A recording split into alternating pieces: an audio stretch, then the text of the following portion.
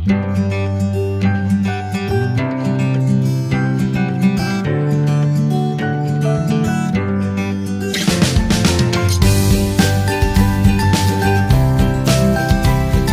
சங்கீதம் நினைவு கூறுதலுக்காக தாவீது பாடின வியாஸ்தர் என்னும் சங்கீதம் என்று சொல்லி எழுதப்பட்டது. சில காரியங்களை நினைவு கூர்ந்து என்ன செய்கிறார்? தாவீது எழுதுகிறார். அதை குறித்து தான் நம்ம வாசிக்கிறோம். சில காரியங்களை அவர் நினைவு கூறுறார்.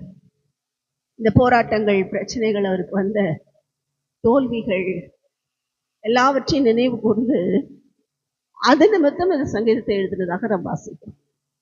அது மாத்திரமல்ல, இந்த சங்கீதத்தை நம்ம வாசிக்கும் போதே அநேக பலவீனங்கள் அதையே சொல்றாரு. அப்படி இருக்க, இப்படி பலவீனமா இருக்கு, இவ்வளோ போராட்டமா இருக்கு, என் பிராணன் என்ன செய்யப்பட்டிருக்கிறது? அடைப்பட்டிருக்கிறது. எப்படி சுகமாகும் தெரியல. ஒரு பக்கம் அவர் எழுதும்போது அழகா எழுதியிருப்பார். ஒன்று, என் அக்கிரமங்கள் அதனால வந்த வியாதி என்று எழுதியிருப்பார்.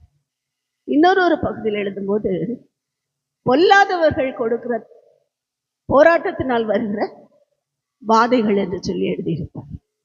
பதின பரிசுத்த நாமத்துக்கு ஸ்தோத்திரம். இப்படி வியாதி அப்படிங்கிறது எதனால வருது? ஒருத்தருக்கு வியாதி பலவீனம்னா கர்த்தரோட பிள்ளைகளுக்கு ஏன் வருகிறது? அது ஃபர்ஸ்ட் தெரிஞ்சுக்கணும். வியாதியே பாவமா? பாவம் செஞ்சா வியாதி வருமா? நிறைய பேருக்கு அது ஒரு பயம். பாவம் செஞ்சவங்களுக்கு தான் வியாதி வரும். அவங்களுக்கு நல்ல வேணும். என்ன வேணும்? அவங்க என்ன பாவம் செஞ்சாங்களோ, உலகத்துல தான் அப்படி பேசுறாங்க. என்ன பாவம் செஞ்சாங்களோ அவங்களுக்கு வியாதின்னு உலகத்தார் பேசுறாங்க. கர்த்தரோட பிள்ளைகளுக்கு வியாதி என்கிறது 3 வழியில வருகிறதுக்கு ஏதும் இருக்கிறது என்று அநேக தடவை பார்த்திருக்கோம். ஒண்ணு, அவர்கள் செய்கிற அக்கிரமங்கள், மீறுதல்கள் நிமித்தம் தேவன் என்ன செய்கிறார்? இங்கேயே ஒரு சில சிற்றைகளை அனுப்புகிறார். பைபிள்ல வாசிக்கிறோம், நாம் உலகத்தாரோட ஆக்கினைக்குள்ளாக தீர்க்கப்படாதபடிக்கு கர்த்தராலே இங்கே சிட்சிக்கப்படுவோம். அதனால கர்த்தர் சிட்சிக்கிற சிட்சையாய் சில நேரங்கள்ல வியாதி வரலாம். 2வது, பிசாசு என்ன செய்வான்? சிலரை வியாதியை கொடுத்து ஒடுக்குவான். யோபுவை குறித்து வேதத்துல வாசிக்கிறோம். யோபு அவர் பாவத்து நிமித்தமோ அக்கிரமத்து நிமித்தமோ வியாதிப்படல. எது நிமித்தம் வியாதிப்பட்டார்? பிசாசு அவனை சோதிக்கும்படி தேவன் கொடுத்த அனுமதியினாலே அவன் வியாதிப்பட்டான். பிசாசு சிலருக்கு வியாதிகளை கொடுக்க முடியும். தேவன் அனுமதித்தான். எல்லாருக்கும் கொடுக்க முடியாது, தேவன் அனுமதிக்கும். அவர்களை டெஸ்ட் பண்றதுக்காக தேவனும் அனுமதிப்பார். அவங்களோட விசுவாசம் எப்படி இருக்கு, அந்த சூழ்நிலையை எப்படி தேவனை பின்பற்றுகிறார்கள், எப்படி தேவனை அறிக்கையிடுகிறார்கள் என்று சொல்லி டெஸ்ட் பண்றதுக்காக தேவன் அனுமதிப்பார். 3வது, நம் வேதத்துல பார்க்கிற பிரகாரம் சூழ்நிலைகள் நிமித்தம், போராட்டங்கள் நிமித்தம், சத்துருக்களுடைய கிரியைகள் நிமித்தம். சத்துருக்களோட கிரியைகள் அப்படின்னா என்ன அர்த்தம்?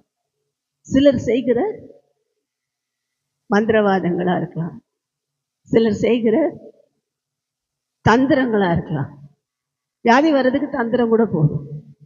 இன்னைக்கு ஒரு நாட்டை பிடிக்கணும்னா அந்த நாட்டில் என்ன செய்வாங்கன்னா, எதிரி நாட்டுக்காரன் வியாதியை பரப்பிடுவான். அவனோட தந்திரம் அதான், வியாதி கொடுக்கிற கிருமிகளை பரப்பி விட்டுருக்கோம். கர்த்தருடைய பரிசுத்த நாமத்துக்கு ஸ்தோத்திரம்.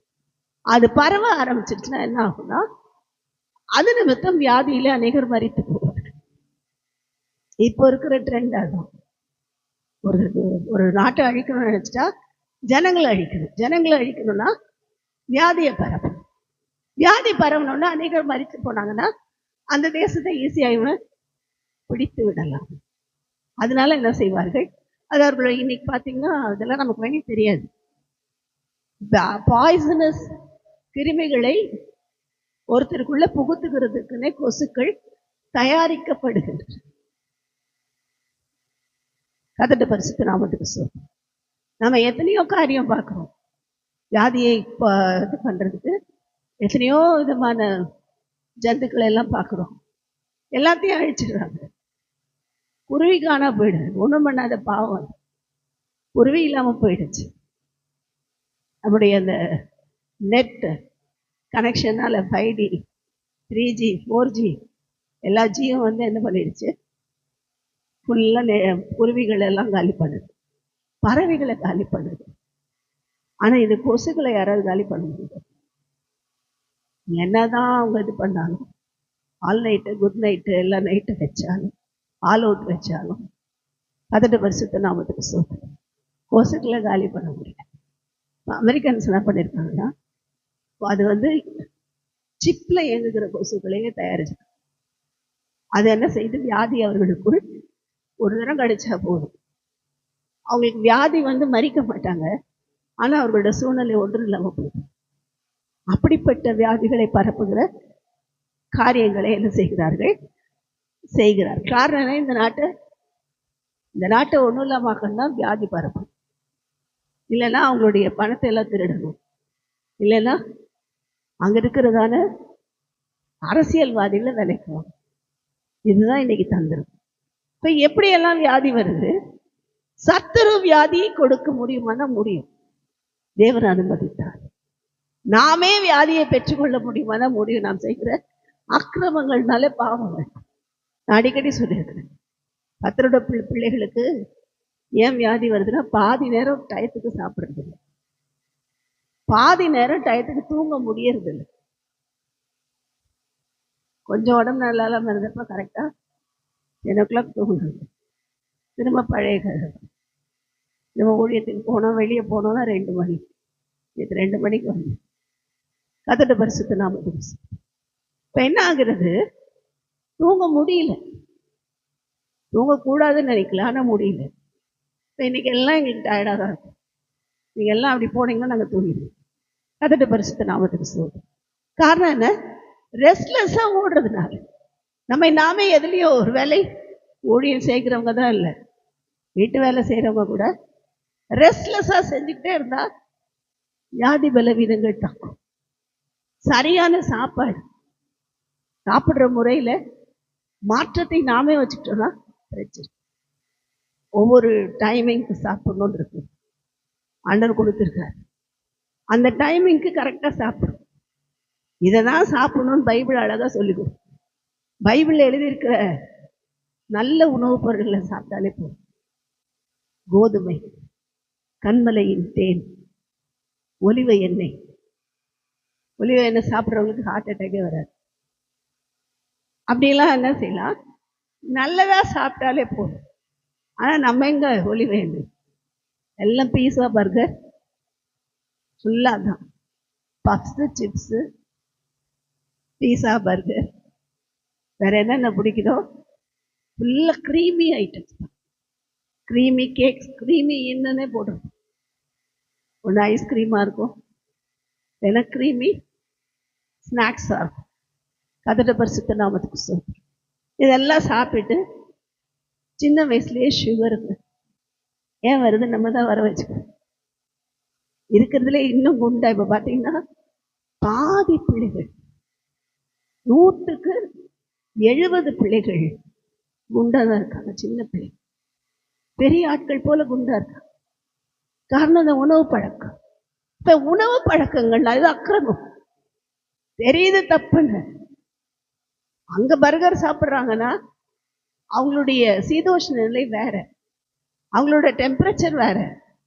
அவங்க சாப்பிட்டா அவங்களுக்கு டைஜஸ்ட் ஆகிடும். இன்னொன்று, அவங்க நம்மளை மாதிரி ரைஸ் சாப்பிட மாட்டாங்க, கார்போஹைட்ரேட்ஸ் நிறைய எடுக்க மாட்டாங்க. ஸோ அவங்களுக்கு என்ன ஆகும், நல்லது. ஆனால் இங்கே நம்ம சாப்பிட்றதே சாப்பாடு தான்.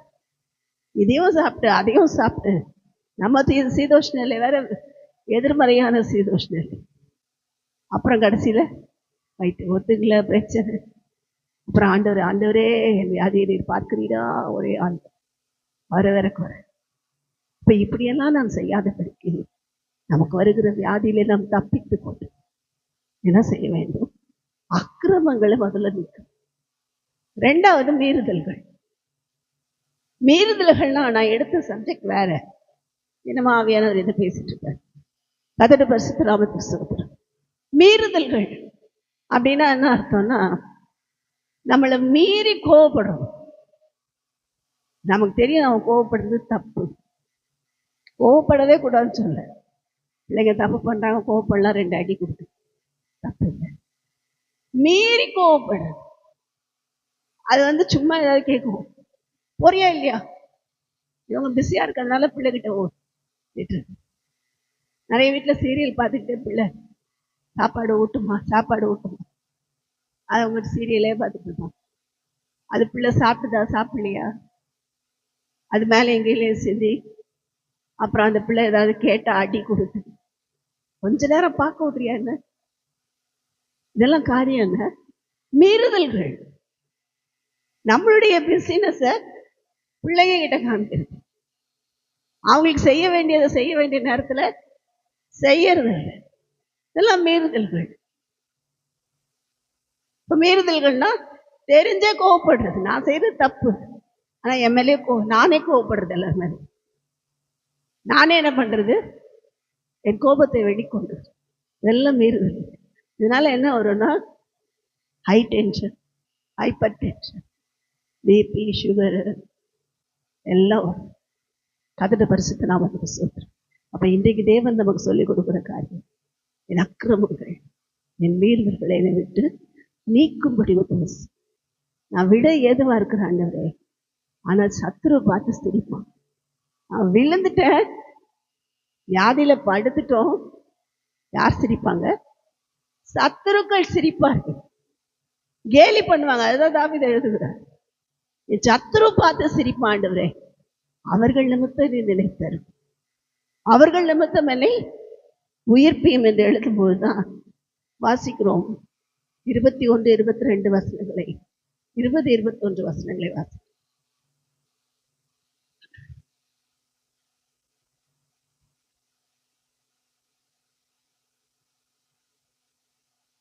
இல்ல அது இல்ல, 38ஆம் சங்கீதத்துல 20, 21, 22.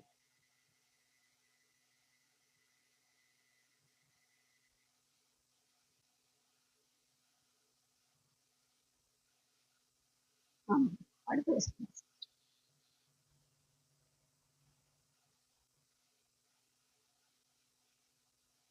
ஆமா, இது 3 காரியத்தை தான் தாவீது விண்ணப்பமாய் எடுக்கிறார்.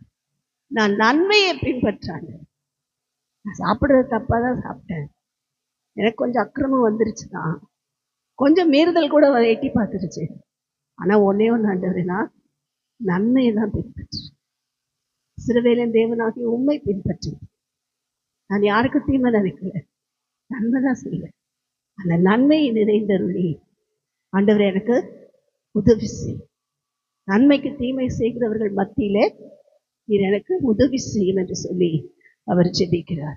கர்த்தருடைய பரிசுத்த அப்படி தேவன் செய்தாரான்னு பார்த்தீங்கன்னா, தாவீதோட வாழ்க்கையில எத்தனையோ தீமைகளை நன்மையாய் மாற்றி கொடுத்தார். சவுல் தாவீதை கொல்லும்படிக்கே கிரியை செஞ்சுட்டு இருந்தான். அநேக வேளைகள்ல தாவீது மரணத்துக்கும் தாவீதுக்கும் ஒரு ஜான் தூரம் தான். தேவன் ஒரு நாளும் தாவீதை சவுலோட கையில் ஒப்புக்கொடுத்தார். மலையை சுற்றி வளைச்சிட்டாங்க, தப்பி போக தாவீதுக்கு வழி இல்லை. சூழ்நிலையில் அவ்வளவுதான் அப்படின்னு நினைக்கும் போது தேவன் பெலிஸ்தரை எழும்ப பண்ணி பெலிஸ்தர் தேசத்தின் மேல் வந்து விட்டார்கள். சவுல் திரும்பி போய்விட்டான். தாவீதை தேவன் காப்பாற்றினார். அநேக வேளைகளில் தாவீதை தேவன் காப்பாற்றி இருக்கிறார். அப்ப இன்றைக்கு நாம் நம்முடைய வாழ்க்கையில நன்மை செஞ்சா போதும், நமக்கு வருகிற எல்லா பலவீனங்கள்ல அவர் நம்மை காப்பாற்ற போதுமான, அவர் நமக்கு நன்மை செய்கிற தேவன். நாசரேத்திலிருந்து வருகிற நன்மை அவர். நாசரேத்திலிருந்து ஒரு நன்மையும் வராதுன்னு சொல்லுவாங்க, ஆனா நாசரேத்திலிருந்து வந்த நன்மை நாம் ஆராதிக்கிறது. கர்த்தருடைய பரிசுத்தர். அப்ப என்ன செய்யணும்? இன்னைக்கு தேவனோட கருத்துல போகணும்.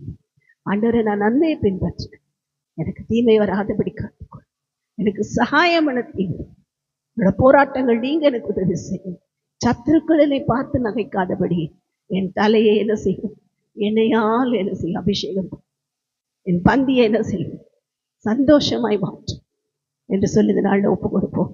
கர்த்தரோட வாக்குத்தத்தத்தின்படி நிச்சயமாய் நம்மை ஆசீர்வதித்து இந்த போராட்டங்கள்ல, வியாதிகள், பலவீனங்கள்ல போதுமானவராயிருந்து நம்மை ஆசீர்வதிக்க அவர் ஒருவரே வல்லமை இருக்கிறார்.